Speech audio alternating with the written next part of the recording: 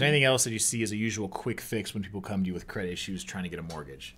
Yeah, one quick fix is a lot of times if you're going to see your credit scores go lower, it's because maybe somebody put something in collections, right?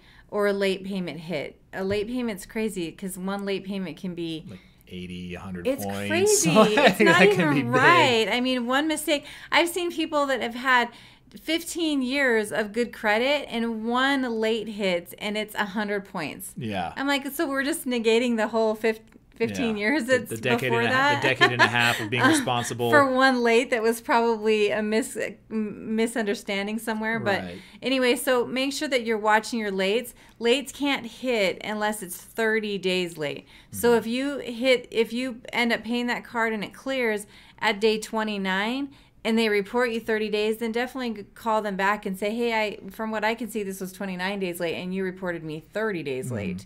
So try to see if you can fight it that way. Another thing is collections. So let's say you go to the doctor. A lot of times when you go to the doctor, especially if you get put in the hospital, you're going to be billed by so many people you don't even know who these people are, right? Like if they send it out to labs and you're like, I don't even know who I'm paying right now. The lab, the hospital, the doctor, all separate bills. Yeah. So then you see that something hits your credit and it says medical. Some medical collection companies, because of that reason, because some of their billing can be a little bit messed up. So some of those medical collection companies are forgiving. So if you call them and say, I didn't know I had this, I didn't even know where it came from, I'm willing to pay you if you will delete it from my credit. A lot of times they will delete it from your credit. Okay. But you have to ask the question. And then they'll send you a deletion letter, and you can even send it in yourself instead of trusting them to do it. Okay. So, or if you're in the process of a mortgage, I can send it in for you to do it.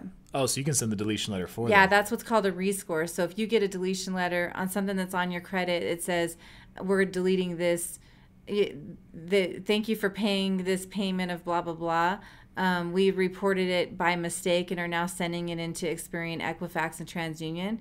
I can then send that letter into the bureaus for you to get them to remove it, and then it'll allow me to run a new credit without that collection on there. Oh, okay. That's cool. So you're able to that's cool that as on their behalf, you're able to submit it for them.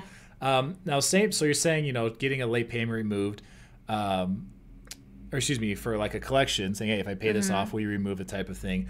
For a late payment, you typically just have your clients say, hey, send an email to the CEO of the company or contact one of their reps and see if they can, Yeah, late payments are harder. So I'd say avoid those at all costs. I mean, but it definitely never hurts to try.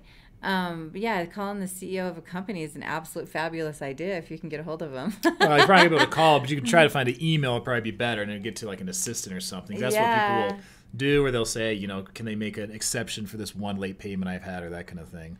You know what? Honestly, the squeaky wheel gets the grease and those kind of things. If you don't call, they're going to just keep it on there. If you don't try to reach out, if you're doing multiple things to try to advocate for yourself on your credit, then you're probably going to get somewhere with it, I would say. Right. So